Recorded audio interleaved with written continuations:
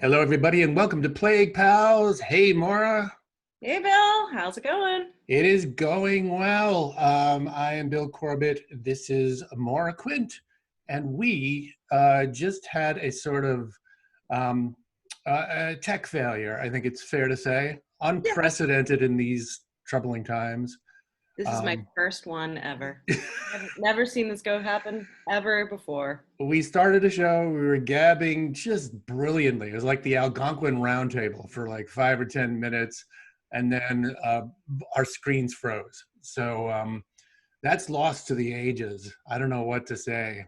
I mean, hopefully someone will eventually be able to revive that footage and carry it on for future Yep. generations, which is, I assume, what happens with all of these shows. They're just Yes, going to be preserved forever. they're So, going to be they're going to be redubbed in like Kazakhstan or something like that. And someone's going to make a lot of money. oh Um, yeah, yeah. because I'm assuming there's Maybe a we business should do model. that. We should redub these. A business model, yeah. Anyway, this is the 11th show. Not as you might think, the 10th show, because last week I was looking forward to this show and saying that it was the 10th show coming up. Because you know what? I'm not afraid to say it. I was wrong.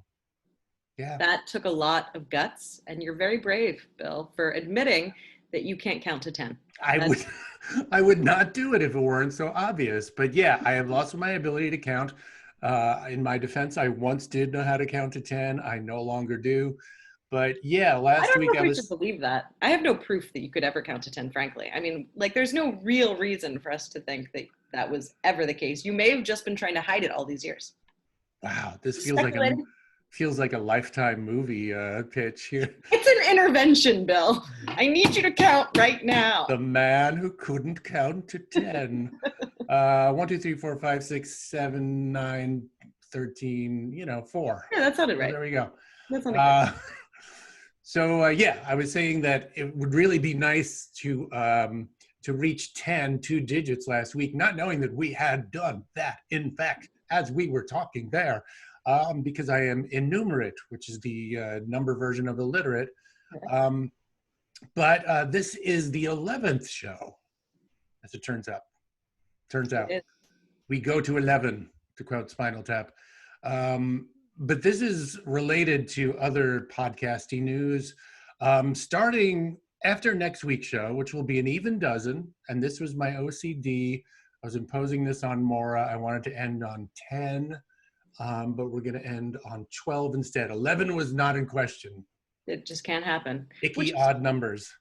Strange too. I understand it's an odd number, but it's such a perfect number. The 2 1s, it's like they're like walls encasing the whole thing in, like bookcases or something. I don't know. Wow. I'm starting to feel my OCDs are fighting each other now. It's like, she's right. No, but 12 is so even and good. And it's true. 12 eggs, is even good. Carton of eggs. And each egg is a podcast. That makes sense. Yep. So the real news behind all this is not that we're going away totally, but we are going away from YouTube. We are going to make this an audio only podcast because it just feels like there is a little more demand for that. Like people keep asking about, can this be a podcast? We're going to try to make it into both, but I don't know. Like, I don't know that people need to see me in front of the same wall every week. At least you have things on your wall. Your wall is like engaging. One can speculate. They can kind of lean in, try and figure out. I look like I'm in the witness protection program. Like, there's no identifying. There's no way. This is a bunker somewhere in the Middle East. You'll never know where I am. It's very sparse. Maura Quint from Goodfellas here, eating tomato sauce that tastes like ketchup. Yeah, and I live in deadly fear of putting my screen down too much and everybody seeing the absolutely, disheveled day bed that's there and whatever other crap is in this room. People might find out you have a bed. I know, right? That's going to wreck your reputation. I know that you are the guy known for just not having a bed, sleeping in the closet. The guy who doesn't have a bed and can count to 10 plus. That is sort of that's like my Wikipedia page leads with that. Wow. There's a lot. I'm so sorry. I'm sorry that we've destroyed you, Bill. This was, I feel like I did it myself. you did. Yeah, no, you did. So Maura, next week will be our last awkward Zoom call. I have to say too, as you know, as the pandemic has raged on and Yes. everything is a Zoom call, it just feels like I don't see the visual appeal of any Zoom call. Like any seeing Mm-hmm. a Zoom call feels like work, and it feels like a reminder of this tawdry reality that we're in. That's right. It is very marked now as the 2020 visual. It's the Zoom call forever. Yeah. Like And someday they'll make like an indie film and hopefully like 2045. And that's like, that'll be the start. That'll be the establishing shot. Just people on a Zoom call and everyone will be like, oh, that must be this. We're in 2020 now. 25 years ago, yeah. Yeah, Yeah. I mean, it's weird. It kind of started out for me as a cool thing because the technology worked surprisingly well. Our little, you know, our little flub out of the gate for this one notwithstanding. Right. Um, and there's nothing quite like it, as I've discovered when people try to go around the Zoom thing. And I might be Mm-hmm. wrong about that, but it's so easy to use, even for not able to count to 10 dum-dum like me. It is. It is very easy to use. And I'm sure it's stealing all of our information Oh yeah. and yeah, and just spying on us and doing all of that sort of stuff. But at this point, isn't everything. I mean, I assume my refrigerator is telling on me at some point. So, okay. There's a microphone in your mustard, just it is that I kind of feel the same way, which is pretty bad. I It feel is bad. No, to be that totally desensitized to it is yeah, terrible. That's exactly what they want. That's right. that's it. And we have, for the most part, completely just given up. Like, all right, yep, I'm gonna mention the word chair, and now I'm gonna get ads for chairs in Yeah, every sort of media I encounter for the next 3 weeks. And sure, that's just normal. That's I know. It's I know that there are some people who actually put up a decent defense against it. They get like VPNs and stuff like that, and I've just been too lazy. And part of it is this dumb confidence that I don't have much to hide, which is probably not true. But I'm actually kind of feel like I'm pretty fucking boring at this point in my life. And if you get my information or you get private information on me, I mean, outside of like, sensitive stuff, which of course is going identity theft and all that. identity theft. But yeah, just on the pure like, oh, this email to that person, or it's just like, I don't know. Yeah, It's a bit, you're right. It's a terrible surrender. I don't feel like I am either. And at the same time, I sort of feel like I exist in that realm where, no, but like somebody might come in my door and take me away at any moment. I'm not doing anything that should elicit that, Yeah. but we're at a place where like, I'm doing just enough that could happen. Tax march, huh? Let's march you to That's right. I the mean, Jared Kushner new built prisons, and I don't know. people are like making legitimate plots to do like real revolutionary stuff, but the fact that I'm sitting around talking about taxing the rich all day is probably puts me right at the top of the list, like Yeah, right above honestly, killing the president. there Actually, is no there is no bigger threat than you. yeah, that's actually that's number one. I'm public enemy number one. It is crazy that that's the white wall. This is why no one can know where I am. This is Because my yeah, protection. you're in Belarus somewhere. I'm sure I have all of the like location stuff turned on. You can like easily zero in exactly and Oh, drone I straight know me out right now. exactly where you are, Maura. Just Yeah, like yeah. anyway, um, insofar as we had a topic at all, you and I talked about maybe this is a real like grinding the gears kind of shift. We're going to talk about the concept that you hear far and wide of self-care. Yes, self-care. Because you kind of introduced that last week and a couple of people responded to it Mm-hmm. as, first of all, your advice was really solid.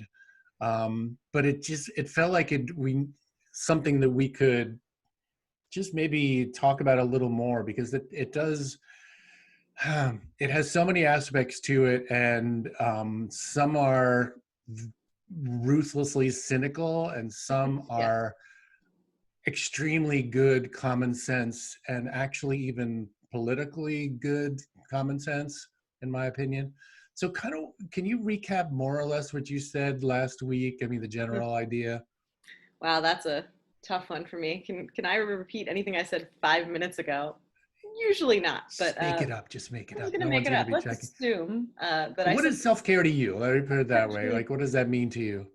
self-care. I mean, self-care is definitely one of those phrases that just gets thrown around all the time.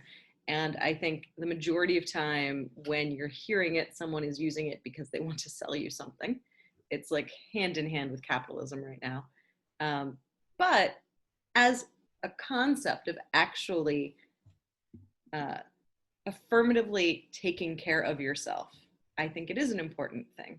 Um, we sort of take for granted that we're just going to like do good stuff for ourselves. But I think Mhm. it actually is vital to put time aside and to schedule time for yourself, in the same way that if you have the luxury to, pay yourself first. That's what like accountants Mm. always say, and your a financial advisor will tell you, oh yes, take money out of your and you pay yourself first and put that away in your retirement or whatever.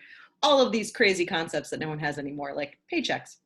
But beyond that, for self-care, it's the idea of, you know what, I assume I'm just gonna like kind of get to it when I can get to it, but you actually have to go, you know what, no, there is a time that I'm going to set aside for myself to do whatever it is that I need to do for me, which varies from person to person. I think it's completely, some people that means like exercising or, Hmm. just taking a bath or just sitting with their thoughts, even uninterrupted for a moment. But like whatever it is, you need to affirmatively make the choice to go do it. Hmm. Um, and I think, especially for all of us who are working in any sort of activist role, any sort of caregiving role, any sort of thing where we're like putting ourselves out there, it becomes even more important because there's a lot of instinct to just like, what else can I do? What else should I be doing? And I think that caregivers in particular have a tendency to like feel guilty when they're not doing for others, and feel a little bit guilty about doing for themselves when in fact it's vital, because otherwise you're just going to crash and shut down. You have to take that time to nurture yourself and put some energy into yourself so that you can keep going and keep doing whatever the work is that you need to do. Hmm. Let's pretend I said that last week.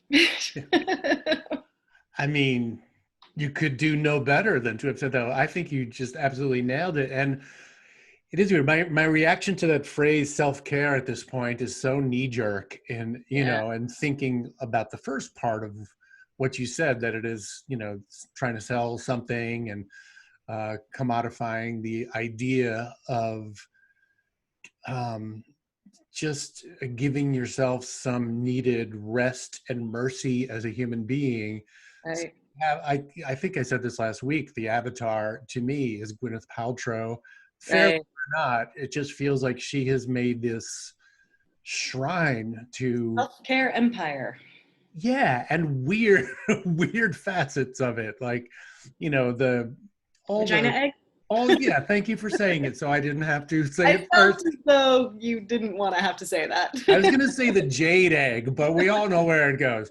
I mean, Vagina and egg. that and all kinds of stuff, especially around the hoo-ha and and like just everything to do with being very like almost like obsessed with yourself, which I think is like sending the pendulum way in the other direction of anything healthy. So I think that it is possible to get way out of balance. And you and I have both lived in LA at various times, and that that's like a whole parody worthy thing there. That is, Oh it's yeah. kind of true. I mean, when people make themselves look beautiful, and because it's part of the job, I suppose, there.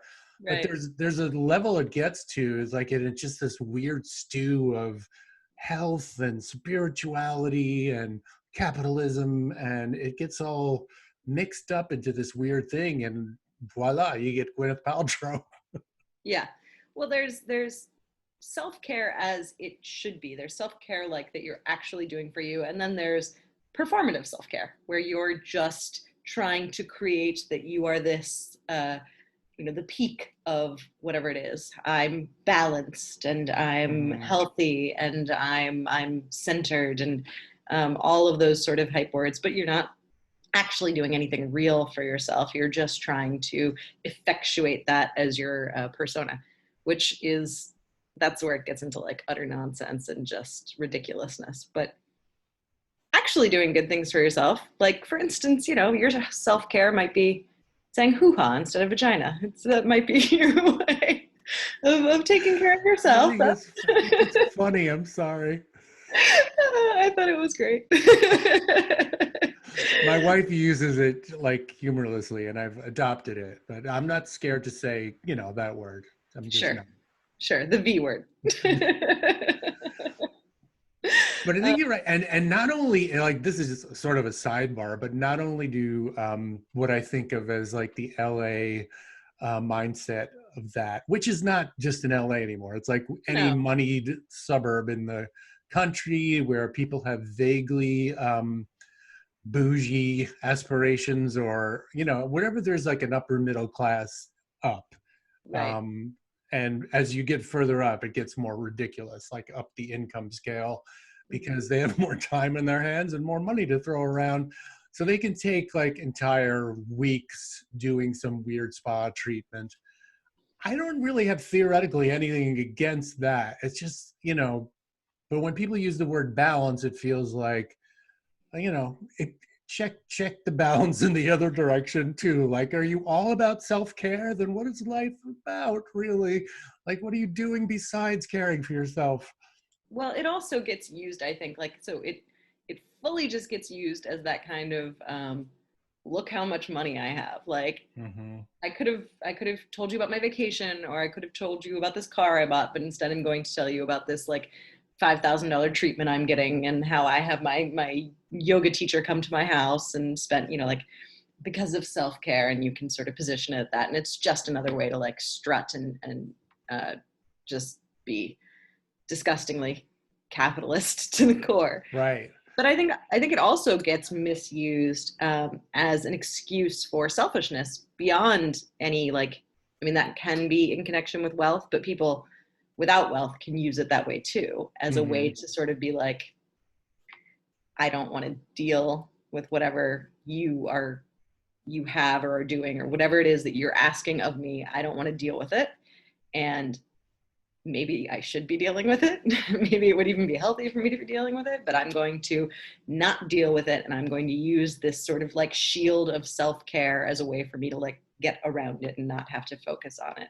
I see it used that way too, which also then kind of makes me cringe about the word when people will like, well, I, couldn't speak to my friends because of self-care, which can be true. Like, they're, Mm-hmm. if you have toxic friends, or you have they're demanding too much of you, but sometimes it's just like, I don't want to do this, so I'm going to pretend it's self-care when Mm-hmm. maybe I should be, or maybe I'm just being self-centered. And that's tricky to pull apart, because you have to really look into each individual like circumstance to know, why are you using, like, what is the actual reasoning that you're using here to not do something, and is that really self-care, or is it self-interest? Mm-hmm. Yeah, it's Yeah, and tricky. there ultimately may be no, you know, pulling those apart, as you say. Mm-hmm. And I don't think there's going to ever be like a satisfactory formula. Like 40% of your time should be dedicated to your family, 20% to good causes, 5% to yourself. It's just not going to work like that. But I think it behooves any uh, decent person, any person who has a aspirations to some kind of enlightenment in this world, to just to check in with themselves occasionally, Yeah. at the very least, say like, what is this really about, because I actually think there are probably far more Americans doing the opposite of that, which are grinding their gears, Mm-hmm. with a weird version of work ethic, probably born from, well, just centuries of religious and political ideas that are Mm-hmm. meant to that are kind of amount to propaganda about yourself. Oh It's like yeah. you are meant to be, you are meant to produce, you're meant to like work hard, and you know, when you get, happiness comes when you die if you're lucky, otherwise Right. you're fucked. Like I think a lot of people have rejected that as a theology, but still kind of prescribe to it, Oh yeah. subscribe to it as a way of life consciously. I do, and I have to catch myself constantly, like, just, am I grinding the gears for a reason? Is it actually doing anything better for my family, for me, for work? Am I working more productively? The answer is almost always like no to all the above. Yeah. No, I think that we a lot of what the sort of American dream that gets sold to many of us as kids is that version of like you have to work really hard and you have to be working all the time. And if you ever are facing any hurdles, if there's any reason that you're not succeeding in the way that you want to, that's your fault. You didn't work hard enough. You should have work harder, and then you'll get there. Like it's constantly misdirecting us from what the actual issues might be. And so it's reinforcing this idea that like I just have to be doing more and more and more. And anytime that I'm not spending towards whatever my goal and my work is wasted time and indulgent. And I should feel bad about it. And I should feel like a lazy piece of shit for not Mm-hmm. throwing myself in all the time fully. I know I struggle with that all the time. Especially, I mean, there are things that I would like to accomplish in my life, but it's like it's very hard to deal with the internal sense of like, well, why haven't you done it yet? Is it just because you are lazy and you're not working hard enough? And and I have to pause a lot of times and go, no, I work a lot, and I Yeah. have children that I care about, that I want to spend time with, and I have family and friends, and I have other aspects of life that I want to enjoy as long as I have a life and have the ability to do so. And that's okay. And if that means I haven't written my novel yet, oh well, the world will just have to suffer that they haven't gotten the chance to read that yet. I mean, it's like, it's a ridiculous ego-driven thing anyway, to want to feel like, well, everybody else has written books. I should have a book. Everybody's written books. Like, that's just a random example, but that's the sort of thing that like will go on. And so if I sit down and I decide I'm going to watch a movie or something, it's like, well, why aren't you, there's other projects you should be taking on. Why are you spending any time doing that? And that's where I do think that self-care becomes important. It becomes important to check in and say, no, it's okay. It's all right to turn your mind off, or to do what you need to do to just breathe and exist and enjoy something and recharge. That's also important. It's not just sleep that recharges our batteries, although getting enough sleep is self-care too, right? Like, Mm-hmm. Mm-hmm. that's not staying up and necessarily like killing yourself all the time, but actually saying like, no, you know what, I'm not going to get this done today and I need to go to bed. That matters, because that's taking care of yourself. Well, And luckily, as you get older, the need to go to bed so easily just becomes, I want to go to bed. well, Like, it's just like, ah, this is awesome.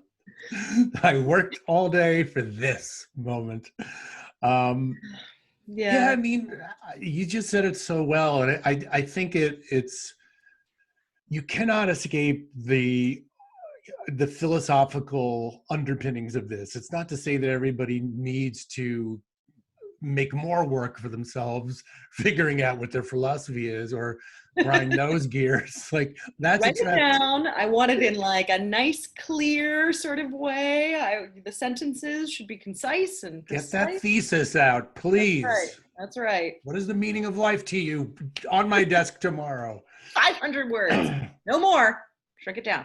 I do think it's because even in the self-care thing, there's a little weird trap there of like, I need to take care of myself so that I can go and produce more, you know, and Right. produce it better. And that's if I had to say kind of where I'm at, um, it's something like that until I realize it. It's like, no, it is actually all right to just exist as a human being. Like What? you're not, yeah, I know, but it's not all about like, I better get my rest so that I can be No, you're extra right. productive tomorrow. Although it can be that too, if that brings you joy. And that becomes the big question to me is what is bringing you joy and fulfillment. um, I would contend that, you know, some amount of selfless service brings you joy, because other, you know, that there's people who do that in the most seamlessly, to me, seem to report that, and that is not me, by the way, seem to report that it is like, you know, it actually energizes me to help other people. Oh yeah. But they also seem to instinctively know, even if they couldn't articulate it, that no, but I can't help everybody all the time. No, of course not. You I know. don't know that everyone does instinctively know that, even people who like and get some satisfaction or some sort of buzz off of being a helper. I think that that is a learned thing in many cases. I It's guess all I'm saying is the ones who seem most effective and oh happy yeah, seem to have landed on that one way or another, either by instinct or just right. through, you know, trial and error. Yeah, there's definitely it, it is a very great place to get to. Like I've like stood on that plateau for a second before I fall off of it one way or another. Like for those like couple of seconds, it's just like, yeah, this is right. This is good. And then yeah, I just tumble either side. But I think it's hard to sort of maintain there. And the other thing too, I think, is that we have such a culture of comparison. I mean, the keeping up with the Joneses thing is, you know, used as this sort of like capitalist incentive, right? Like, oh, I have to have what my neighbor Mhm. has. I have to, you know, that. But now that's really, I think, more in the forms of social media. And I think there is this sense of like, even just trying to keep up with other people's happiness. Like, oh, that person seems to have it figured out. Oh my They, God, they, yeah. they do seem together and like they get it and they're very like, and I think that that's mostly bullshit. I don't think most like I think most of the people that we kind of hold up in that way, if we really spent time with them or if we really like got into their heads, would find that they don't feel that way about themselves. They're very they're holding on anywhere they can, but it's very shaky at least. Oh yeah. I mean, and I'm guilty of the same. Like everybody's social media. I mean, people use it vastly differently, of course, but Yeah. especially Instagram, which I was pretty late to get onto. I think I joined early on and then just like let it stay there fallow for a couple of years. And then last year I just decided, you know what, I would love a place to just kind of fart around with people and show pictures and make jokes and show dumb things that I see without getting into the issues of the day, which Twitter is pretty intense now. Yeah. Partially that's my choice, you know, but it's like you can get on there and be a jokester and do nothing else and no one's going to kick you off. But for better or worse, I kind of blazed my path on Twitter. So but the use of Instagram for celebrities especially, but even Oh, like yeah. a million people I've never heard of, Mm-hmm. they just are big, weird, extensive commercials for themselves and their lives. And I know there's some ulterior motive, usually like promoting a brand, promoting Right. um, a product or modeling or whatever, or gaming, or, you know, but it is weird. It just feels like we all know that this is not your life. I mean, this is a highly curated version of your life. Yeah. Obviously, you know that we know that. What are we doing here? Yeah, but we buy into it regardless. Like even if we're that aware. I mean, Instagram for me, I basically started only like I would just post something and for a while then I started just posting tweets even. And then I would not scroll through my Instagram feed because I knew that I would get really depressed. Like Instagram instantly would just make me feel so terrible. Everyone, even if it wasn't like, and I didn't follow any celebs because I knew that that would, you know, just feel bad. So I just followed like people that I knew or tangentially knew or, you know, knew on Twitter or something. So it wasn't really like beautiful people in exotic places, but even so, it was even just like, you know, just someone's very thin and lovely, just that's who they are. And I feel bad and jealous or like, you know, I feel terrible about myself in some way. Or, oh, it's their birthday and they have a huge group of friends. And Yes. I know that I have a huge group of friends that I could like celebrate. You know, it was just like a Yeah. constant sort of sense of failure in my life, no matter what. And that was just looking at normal people, like not looking at Right. people trying to pimp out their brands, but because it was these like wonderful moments that they wanted to post, it overall had the effect of making me feel like, wow, I'm just failing all over. I can't keep up with anybody. Everybody's better than me, which Yeah. I knew was crazy. So I was just like, I need to just not dip in that pool because it's not good for me. It's crazy. And even as I know this, I realize that I curate similarly. Right. Because like if I show a picture of one of my kids, which I do cautiously, they love it. Luckily, they think it's great. I do ask their permission though, because you know, they're old enough and kids should not be online unless I think I never did it when they were super young anyway, but right now, and I don't have a ton of Instagram followers and I'm happy to keep it that way. But if I put them online, it's for some goofy thing they did or some fun thing they did. It's not like, you know, my daughter got an F in computer science and she's very sad. Look, you know, it's just like Oh gosh, it that kills becomes me this when I've seen that. it becomes this weird, you know, we only show the happy stuff or the fun stuff. Right. Yeah, no, that's totally right. And I mean, when I use it too, I mean, I occasionally now, like I post pictures sometimes, but even then, now I try to use it almost more like a log. Like Hmm. I'm almost posting it because I know that like in 2 years, I'll want to know when that happened. So I'm like, oh, I'll know because it'll be on on my Instagram feed.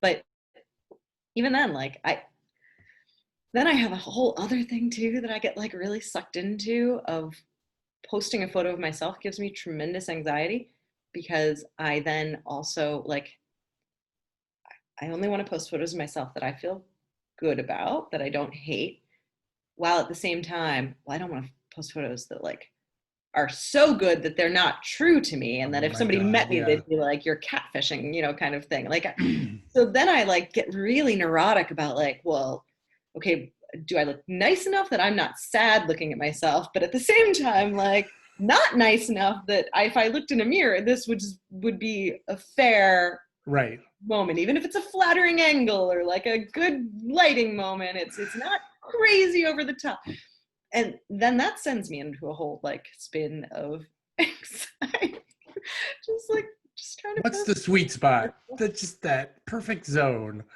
Yeah.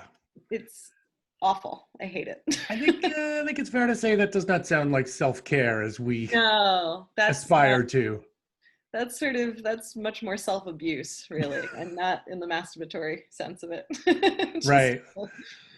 just in the It's back. it is a, you know, like at this point I kind of feel like with any version of social media, it is really worth asking oneself if it is good for you just Yeah. before you even get to whether it's good for the world, your brand, like is it good for your mental health? Hmm. um I mean, and even if it's like a little bit bad for it, maybe it's worth either dumping or just throttling back on so significantly. This is a Right? lesson I haven't learned yet, of course, Oh but no, no, no. We're both still on Twitter, so obviously. oh, this very morning I was, you know, entering the ring and like taking on all comers about Medicare for all, like some stupid, you know, WWE heel, just like, come on, you See, know. now then I would watch wrestling. I would watch that. If there was like a Medicare for all guy and like a Yeah. Green New Deal and like that, this is the sort of wrestling I could get into. They got sort of close a couple of years ago. Do you remember this? I think it was pretty short lived, but there was like the woke bro wrestler, and he looked like a real wrestler. I mean, he was a young, good looking Oh, guy, very muscular. but he was like a Hillary bro. And he was, like the dumbest libtard, as they, in the eyes of MAGA people. Um, and he was a villain, of course. He was just like this That's idiot. amazing. Yeah. I mean, Vince Now I have to look at McMahon, the wrestling guy, is a big Trump buddy, so right. No, that makes makes sense. sense. That's hilarious and incredible. And now I need to dive into this. This is going to be my afternoon. This is I my have self-care. I don't follow wrestling, but I don't like I usually have enough friends who have a knowledge of it that I get like who the big three or four is. I don't think he like his bit That's survived the thing much that makes past. me like I follow on Twitter either comedians or like progressives, whether they be activists or journalists or things like. But those are the two sort of groups that I follow. My Twitter feed turns to wrestling constantly. I do not understand why this is the thing that like everyone decided to agree on getting into. It's so strange to me.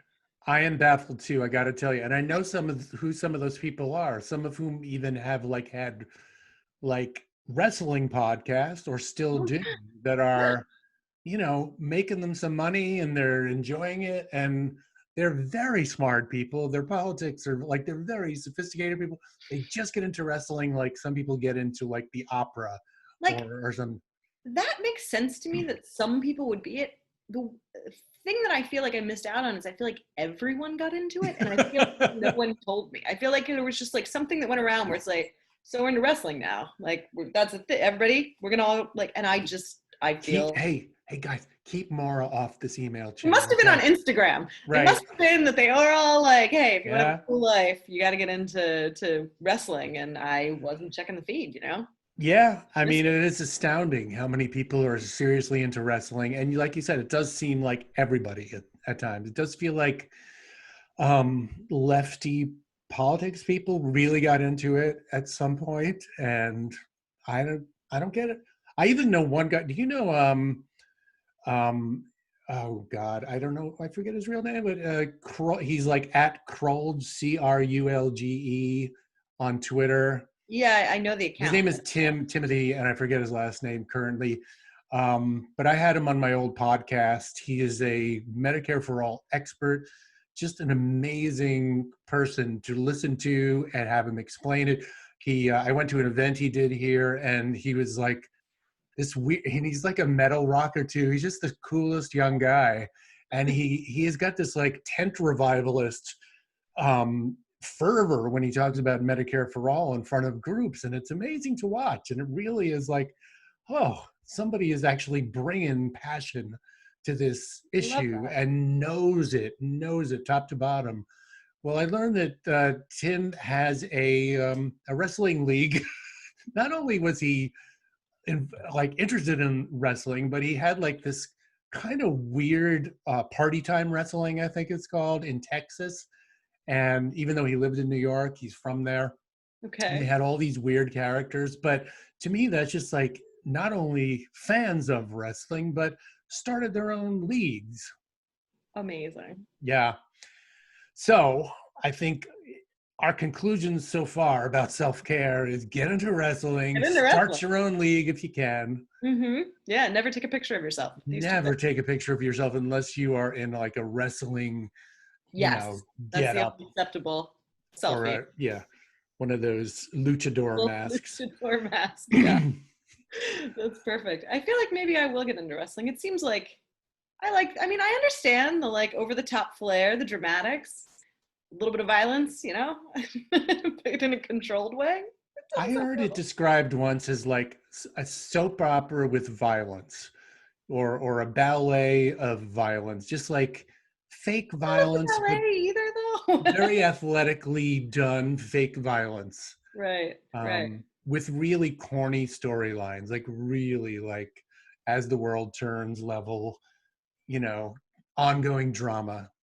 Well, to be fair, I mean, I have definitely come to a place where like I can only really enjoy really absurd, ridiculous, over the top things. Anything that is more down to earth and has more resonance is so tiring because I just feel like that's all day that sort of disappearing into just pure nonsense absurdity I get the appeal. That makes sense. That is a good, I think that's a good thing to talk about on this topic is I noticed that about myself recently too, that I was just like monitoring after the fact, like what kind of things I'm watching when I put on Right. Netflix or whatever these days. It's nothing at all like serious or kitchen sink drama or real drama about real people doing anything with real issues. It's either extremely goofy comedy, Mm-hmm. um, or cartoons like Bugs Bunny, but even like old comedies, Yeah. or old screwball comedies from the 1930s or That's 40s, yeah. or horror and fantasy movies, just like otherworldly stuff. Mm-hmm. That makes But, perfect sense. but nothing like, I don't want anything about a real issue at this point. I could see people feeling otherwise, but I like, ugh. When I was a kid, my dad would only ever watch like comedies and westerns, basically, but like old classic westerns. And if you tried to get him to watch anything, the first thing he would ask was like, "Does it have a happy ending?" And he Mhm. wouldn't. If there was any possibility that it didn't have a happy ending, he would not watch it. And when I was a kid, I just thought like, oh, he's like just so unsophisticated. His tastes are just so like ridiculous. And now I'm like, yeah, no, absolutely. I don't see anything that does. If it doesn't end happy, I don't. I nope. I have enough of that. Don't need to spend 2 hours getting. I don't. No, no, no, no. All I want to see is just stuff that's happy and just goofy. And I want to walk away at the end feeling like a little bit better and calmer. And horror, I know that does it for people too. My one of my exes was very obsessed in horror. I hate horror. Like I'm not a good horror person because I'm too jumpy. Like it's Mhm. too scary for me. And I have no ability to like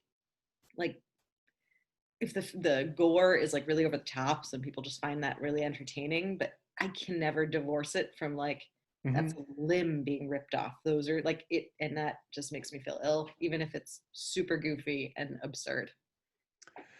Yeah, I've gotten inured to a certain degree of it, of course, because of my profession. But I've largely felt the same way for most of my life. I had no love of horror. It's only really recently that I've kind of gone, you know what? I'm in Interesting. that place, and What a dark horror have ending you is been watching? okay as long as it's like really dark. Like, but it can't be like, oh, they lose the house and how ironic, or like it has to be like, no, the devil wins, you know. Right, right. But What have that you been being said, I watching? like really goofy stuff, and yeah. What have you been watching lately? What horror or comedy or Well, I watched a couple of what did I just watch? The Thin Man, that whole series, like detective series with the hard drinking couple from the 1930s. yeah. Um, and then I got into that actor William Powell, who's really Mhm. fascinating because he really wasn't a sort of super good looking guy, but he was just very appealing and, dare I say, sexy. I mean, he was very charismatic, and he was in something called My Man Godfrey, where Yeah. which was really interesting. I had this one of those classic movies that I just missed and missed and missed over the years, and I forgot about this actress Carol Lombard, Hmm. who was who really was untimely taken away. She got into she died young from a plane crash. It was Wow. very, very tragic. But somebody on Twitter put it to me this way, that it feels like you could transport her from any of those black and white movies and put her in any movie now, and she wouldn't feel like off beat or off pace at all. She's just so Right. quirky and funny and gorgeous, but just like really like idiosyncratic, so brilliant. And to watch those two work together in My Man Godfrey was really cool. So I'm kind of going for older stuff that I oh, my internet connection is unstable, my screen is saying. So this could be Hi. goodbye at any moment. um, It's a mystery now, or a horror. Who knows? Yeah.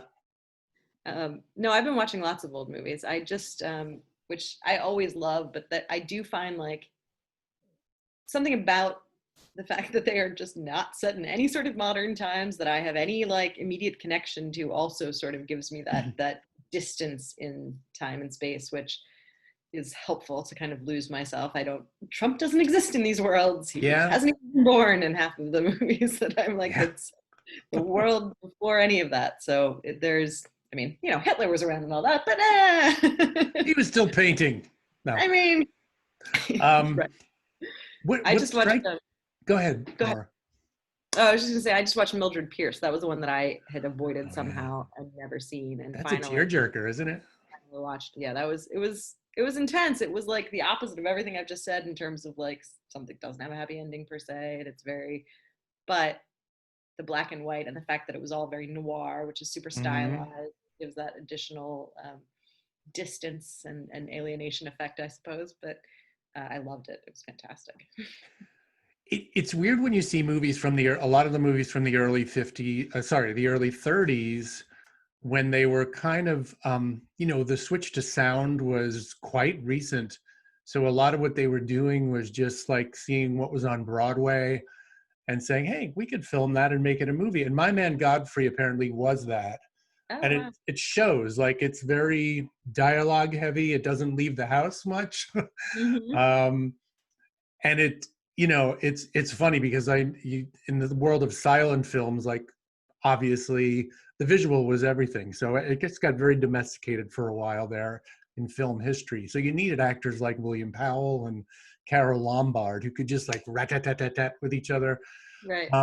But what struck me is the whole theme of like the developing depression Hmm. then, and the thing you see in a lot of things like Laurel and Hardy and very early like Three Stooges and certainly the Marx Brothers, of like the super upper crust snobby people versus like basically the hobos off the street who come Yep. in, and that is literally the plot of My Man Godfrey, as they hire this hobo as a butler, and it's William Powell, and it turns out, he's secretly not a hobo. But sorry, I spoiled it for everybody. But it's pretty clear from the beginning. But it is funny, like how they were depicting rich people as just like these privileged Oh yeah. idiots in the comedy, just like privileged but clueless, and the working people, like all the guys who are in the literally the junkyard, living there, in like a shanty town, as these like hardworking, scrappy types who are just trying to get back on their feet again, and you Hmm. know I just found it fascinating, that the idea of wealth. I mean, it was that it wasn't always like 1950s, and certainly not 1980s. Like, the rich are good and they Oh provide yeah. jobs. This was like, no, they're stupid layabouts who got lucky. And if you invade their homes, you'll like master them in 2 seconds. Yeah, no, I love that. I love old movies for what their class analyses are because they so I don't know, maybe it's just the ones I happen to watch. I certainly don't know to be able to say this about all old movies, but Mhm. I feel as though at least the ones that have risen to the top and that get spoken about and therefore then I end up seeing, they take on class a lot more than the Mhm. majority of films that I'm used to seeing in the last like 20, 30 years. They're far more like, even if it's not the central element, there's some part of it that is engaging that when you're looking at movies from the 40s and 30s. And I mean, makes sense Mhm. given what they just came out of and we're heading into and all of that. But I love it because it also kind of gives me that reminder of, yeah, we can get back to just recognizing that the rich are idiots. Like we that can be a cultural norm. It was at a point and we can have that again. It's not Mhm. completely crazy to expect that from people. Yeah. That gives me hope. No, I love it. Um, Hope is self-care, I guess. I don't It know. can be. It might be a sucker's bet. I don't know.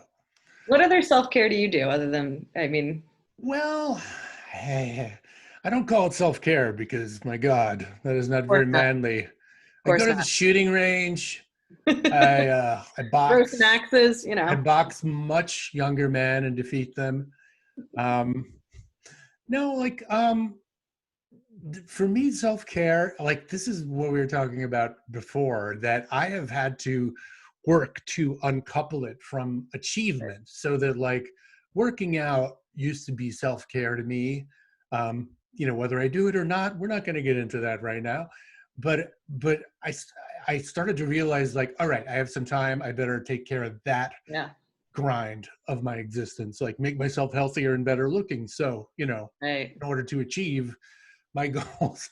And so like I let myself be a little bit more meandering in self-care at this point.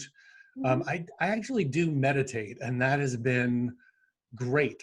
I don't have any particular method or any ideology behind it except what I've learned, but that has been a really cool thing to do over time, because it's not apparent to me, even though I have like a what's it, like a delay, like a lack of delayed gratification instinct, Yeah. naturally.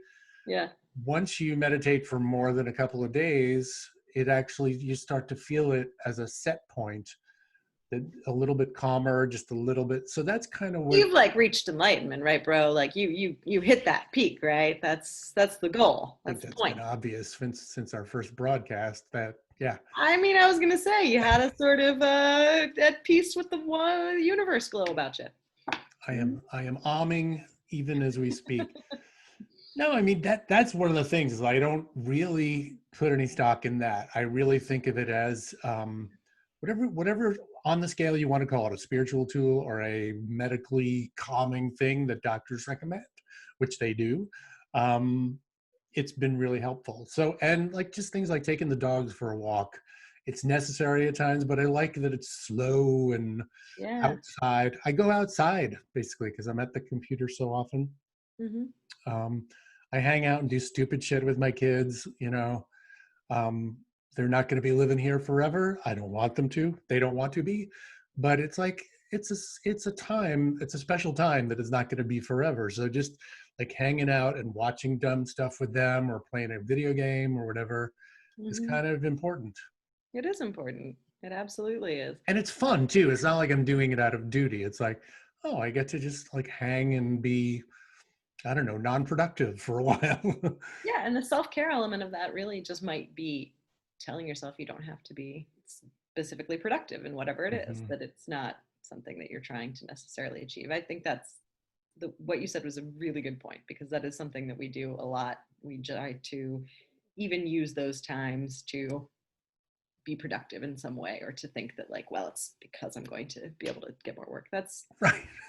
That's a really important point that gets Yeah, that lost a lot. whole like I don't know, there's like a kind of bro attitude. It's like you got to take care of your spiritual self, your diet, your finances, and it's just like, oh my god, you're not gonna be able to sustain that to my age, young man. I'm sorry. That's gonna crash at some point. What about you? What are your self-care things? I also, going outside is a big one. That like I know that I feel better when I have sunlight directly. Like Oh that's god, just, yes.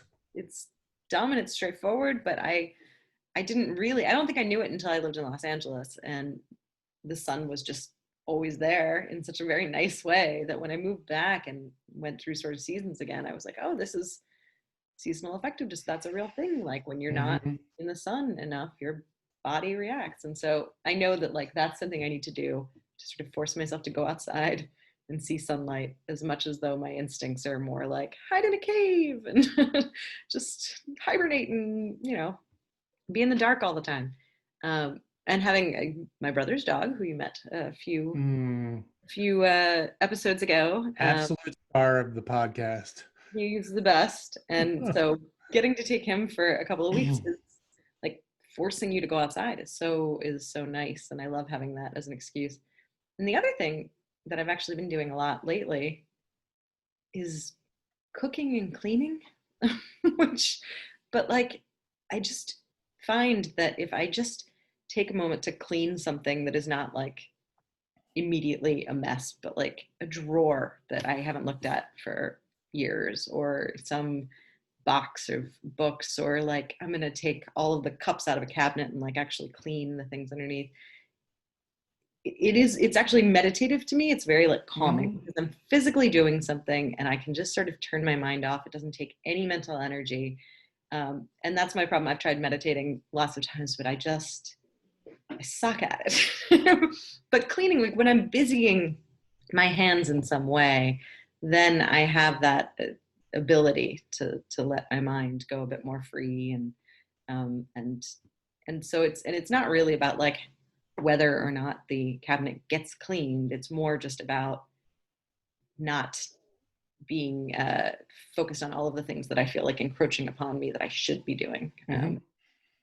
I So also that. think I really identify with your point about just like physical and tactile stuff, Mhm. just grinding away in your head, especially if you are in, doing what you do, which is a lot of analysis and writing and communication and, or what I do, it's just like word and Yeah. thinking, to say that I'm doing analysis of any kind, but it is, you know what I mean? It's like it's in your head work. Yes. Um, it's why I had a hard time explaining recently to somebody that I actually don't mind washing the dishes. Like it's Yeah. very satisfying to like clean a kitchen to me, so that if I ever like get hit in the head with something and I can't like write anymore, then maybe I'll be a kitchen porter in Paris and I'll just be like the old man who cleans the kitchen every night and does a wonderful job. We haven't hired him. We don't know why he keeps showing up, but every night somehow he gets in. We give him a plain omelet in the morning and a glass of wine, and he shows up the next night. Um, but yeah, there is something to that. I think that's really important. Do you remember? I think it was like a year or two ago. People were really getting into Marie Kondo. Do you know who Oh that? yeah, Yeah, sure. I mean, it was insufferable on because it was on Netflix. Everybody was talking about it.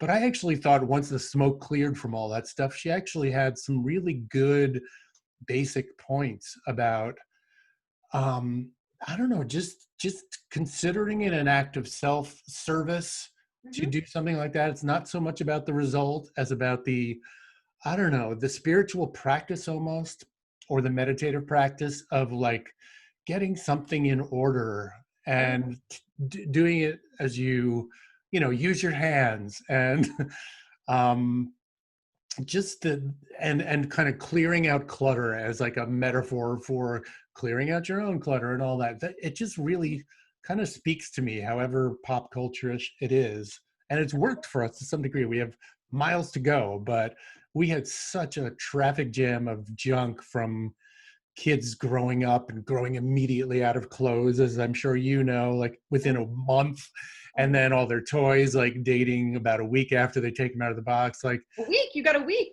Oh wow. or one Christmas day, Or like 45 minutes here. yeah, Yeah. bougie problems, but Mhm. just to like make space is so good. It is. I get very like that. I love doing that. I love throwing things away. I Oh my am God. in no way a minimalist. I've never been able to necessarily do that, but I'm definitely like the binge purger of stuff. Like just Hmm.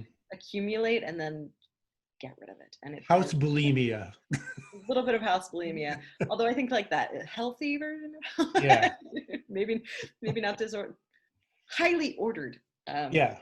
but yeah, that's I love doing it, and I've tried to like get my kids on board too with just every so often like let's go through all of this. What do you still want to use? You have to get rid of some of it.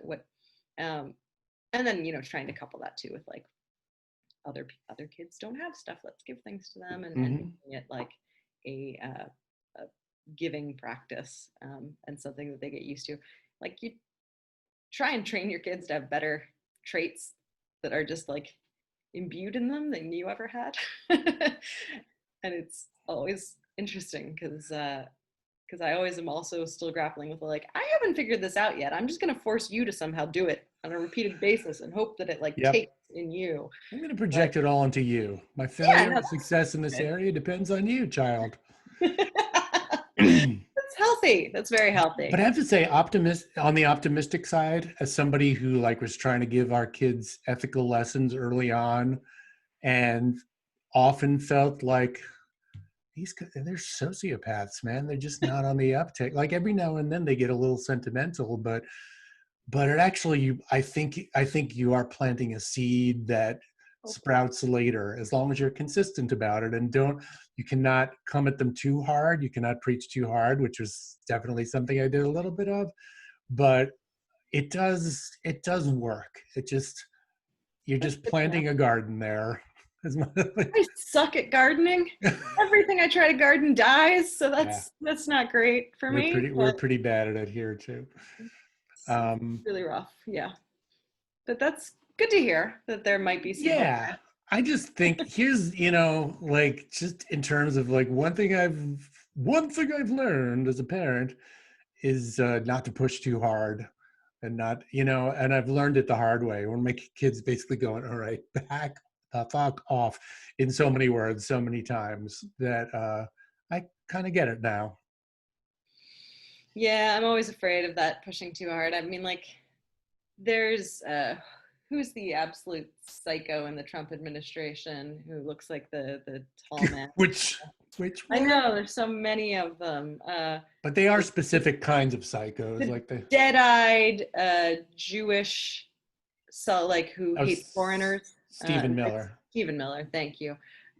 Stephen Miller to me is like when I see how much his family hates him, like, and in no way tried to create this person.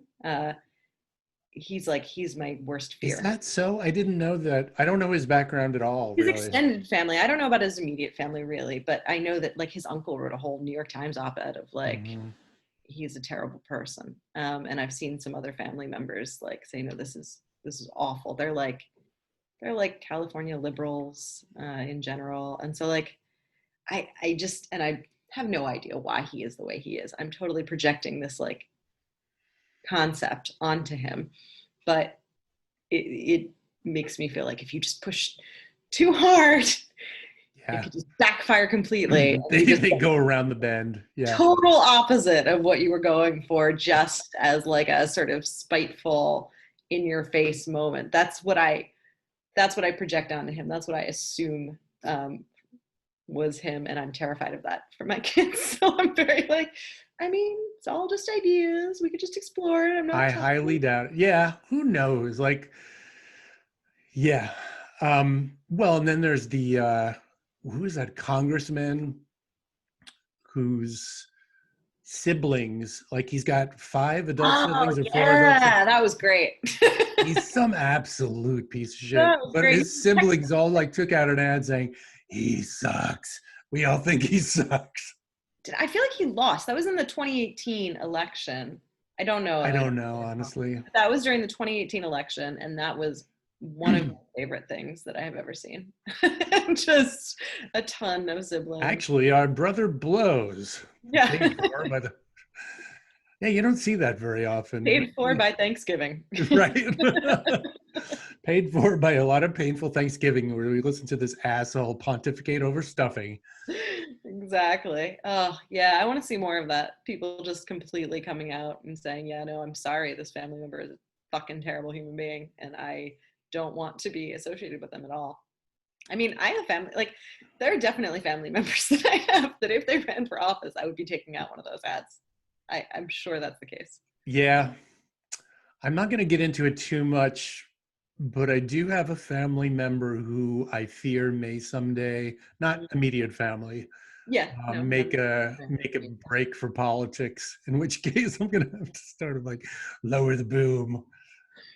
Actually, I'm not close enough to this person to even do that, but a part of me is just like, oh God, I'm don't. sure Mary Trump has met Donald like twice, you know? I mean, it's all right. You can Yeah. still speak. Have you seen any of her interviews, by the way? I haven't. I haven't read the book. I haven't seen anything. I've like just seen a handful of little clips. I mostly have avoided that stuff because it feels like yet another thing. It's like, oh, this is the one that's gonna sink the Cheeto. And it's like, yeah, just Right. like John Bolton, that lasted about 3 minutes and nobody gave Yeah, a shit. remember him? You know, Yeah. he scampered away with a couple of $1 million, and MSNBC had dozens of hours of programming, but it meant nothing to anybody. I think Right. Mary Trump's a little more effective from what I can see, but still, it's not moving the needle in any significant way.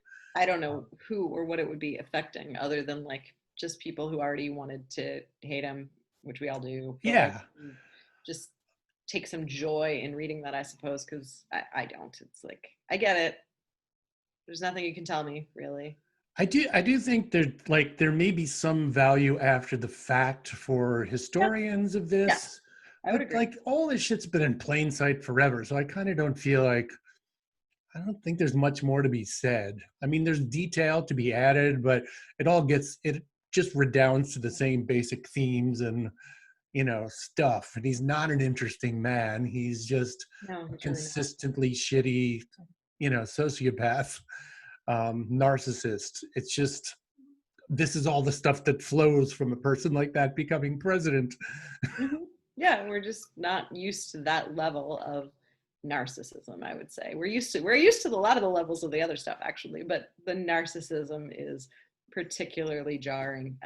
I think also because I mean, I would say all presidents probably are narcissistic, and you have Absolutely. to be just to be president, but there is something really unique about his utter disregard for any sort of mores, like at all. It's just that's it's fascinating, It's but been a really secret fascinating. superpower in a way because as he blows through one after another, there's nothing to do except people saying people don't do that, and they go, Right. I did it and now I'm going to do more. I'm like, Mhm. oh sure. That's So exactly like right. I hate him. I want him to meet a Mussolini ending, if you know what that is, but it's just it's kind of interesting. It's been interesting to just watch what our norms, our institutions are up to when put under a stress test or not. And the answer is very little. We are not prepared for any of that. Yeah. Not at all. And speaking of self-care, that is Yeah, like, we should bring it back to the topic. well, I mean, just for me, it was like, it really was like not going on Instagram. I had to not listen to like NPR for a while, Yeah. and I had to like, I couldn't hear his fucking voice. It just instantly made my blood boil. His voice is so fucking annoying to me. I was like, I'm not getting anything from this. I'm not getting any news. Like I already know all of this shit. There's nothing. If something really of consequence is happening, the New York Times will have a terribly misdirected headline about it, and I'll find, like it's all Yeah. right. I'm going to find out whatever the hell it is. I don't need to ever hear his voice. Oh, here. I mean, I'm maybe this is a good way to wrap it up and we can do something else some other time. But I think this is since we're getting to time, but I think you hit Yeah. on a really, really good point, especially in regards to like taking care of yourself, being a happy and effective person who has a chance of getting something good done in the world, maybe, but also like gives yourself a happy life.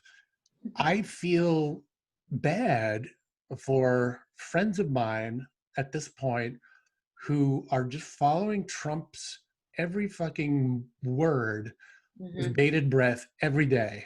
Yeah. And it's more of them are than aren't. They're absolutely just like focused so hard on that one piece of shit man. And I know I get it. Like he's president, he has enormous power and all that. But one of the reasons he has enormous power is his ability to get people like you to constantly focus on him. And I don't know what to say at this point. I feel like you do. I don't want to ever see or hear him. I don't want to hear Sarah Cooper lip sync him. Nope. She's very good at it, but so what? I mean, in my humble opinion, she's a very talented person. I hope she finds another medium at some point real Right. soon. Um, Right. and that's kind of how I feel about all of it at this point. And to be fair, I feel the same way about Bill Clinton. I even feel the same way about Bernie. Like at this point, I'm just like, I can't, not exactly the same way, but it's like, I can't even invest in that as like a Hmm. thing to consider anymore. I get it. I get it all. I get it Right. all. Like need some other way of looking at all this that doesn't involve any prominent politicians speaking and me Yeah. listening. Yeah. That makes perfect sense to me. I can't stand it either. And well, I just don't like politicians. I just don't like them. Not a And lot to like. they're not like, very rarely are you getting anything that you haven't heard somewhere else or that you're not getting in some other form. So it's Hmm. just not worth it. It's not as though they're suddenly going to like, oh, they're going to do Freebird this time, man. I just know it. You're not getting anything exciting there. So, I hate to be like some barstool know-it-all who's just like, all politicians are the same, because they're not. We've talked about this. There's some actually good people. Some of them just, won last night. I was going to say, we just had some good wins. Yeah. Yeah, but Very excited for you, Bush. insofar as you're focused on that for your well-being, and maybe that gets down to electoral politics too. It's like the tides are gonna come and go, and sometimes they're gonna get really bad, sometimes they're gonna get really good. But the more your well-being is conditional on like these series of outcomes, I Hmm. just feel like that's a recipe for a miserable life Yeah. that I have, absolutely signed on to for big periods of my life, but I don't, I can't do it anymore. Hmm. Yeah. It's a lot of people who are doing that are doing it like the team sports of politics, which it's not even then about the outcomes or the humanity. It's about, they're cheating and and it becomes Yeah. tied up in all of that nitpicky stuff that is not helpful and ultimately usually not very personally helpful either or personally significant other than to just get you really angry and irritated and you know have something to focus all your fury at, which Hmm. there's so many options for that. Yeah. You don't need to devote it there. Try wrestling, man. Just Try professional wrestling. now it Either makes sense. watching it or being an actual participant. I don't know. Now it all makes sense. I get it. Uh, I understand why the leftists like wrestling. We figured it out. but I blocked Trump because every single, and I started unfollowing people and muting them too, because like every single person is dunking on Trump and commenting on Trump. And thank God I don't have people who are actually quoting him approvingly, but at this point it almost wouldn't make much difference. It's just like, Right. get him out of my head, get him out of your head, get him Mhm. out of like a little vision for the future that doesn't involve like orange man bad stuff. Yeah. Yeah. Especially since we know that there's really there's nothing effective that we can do by responding to him, really. That Hmm. doesn't lead anywhere. It's not gonna win anything. So Fight with people about Medicare for all on Twitter. That's the thing to do. I've got it perfectly right, I think.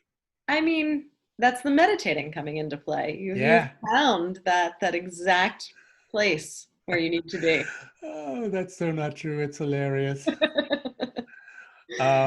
Maura, we should probably wrap it up. This has been a very rich vein for us here. Oh yeah. Obviously, a lot of this stuff resonates.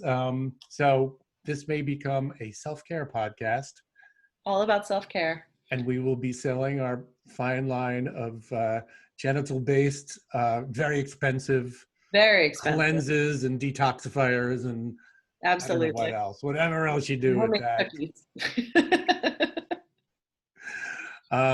So next week, just to remind everybody that that'll be our last YouTube version of this, but we will quickly move on to an audio version of this, and we'll see if we can put pictures of ourselves up in little Zoom boxes if you need it. Pictures But of other people, more interesting people. Wrestlers, maybe. I don't know. all right, I hope you have a great week. It's always a pleasure talking to you. You too. Thanks. Thanks, Bye. everybody.